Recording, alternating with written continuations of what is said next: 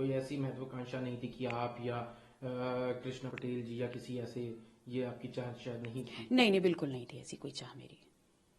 आपने एक और, आप जब उनसे पूछा गया राष्ट्रीय महासचिव राम गोपाल यादव से आपके बारे में, तो उन्होंने कहा जिसको वोट देना है दे, ना देना है ना दें, और अगर कोई नहीं देता है तो गिनती होती है और फिर उसके बाद सदस्यता भी चली जाती है। तो कहीं ना कहीं एक एक्शन की भी बात सामने नजर आई है उनके बयान में। देखिए, अब उनके बारे में क्या कहें। उनके बारे में जब श्रद्धेय नेताजी माननीय मुलायम सिंह यादव जी बहुत कुछ कह गए हैं, तो अब मेरा कुछ भी कहना उचित नहीं है। उन्होंने ये कहा कि सदस्यता मेरा वोट विषय करती हैं तो उसके बाद अगर इस तरह का कोई एक्शन लिया गया तब ये मेरा बिल्कुल विषय नहीं है। इससे आपको कोई आपत्ति, नाराजगी, कुछ ऐसी चीज की? नहीं नहीं, बिल्कुल नहीं। कल स्वामी प्रसाद मौर्य ने जिस तरह से इस्तीफा दिया और उसके बाद देखा गया कि समाजवादी पार्टी के कई नेता उनका विरोध कर रहे थे, तो वहीं कई लोग उनके सपोर्ट में आए।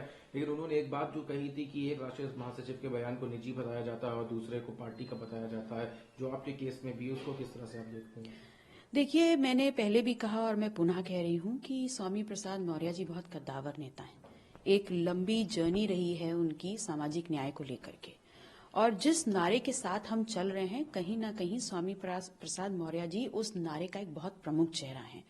और ऐसे में कहीं अगर पार्टी के अंदर उनके ऊपर अनर्गल बयानबाजी होती है, तो जिस कद के वो नेता हैं उससे आहत होना स्वाभाविक है, और उनका जो डिसीजन है वो इसी के परिणाम स्वरूप है।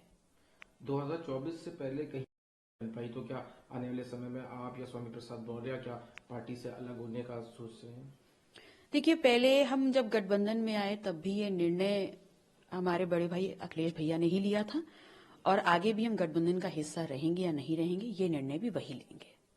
आपकी तरफ से अभी और कोई चीज कहना कि जैसे पीडीए या उन्होंने जो अपने आप को कहा कि एमएलसी, तो उसके बाद आप वोट अब करेंगी कि नहीं करेंगी?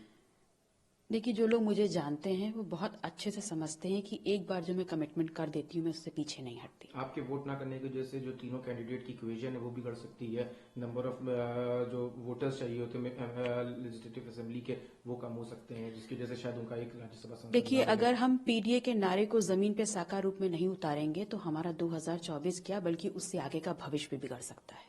तो ये बहुत अहम है।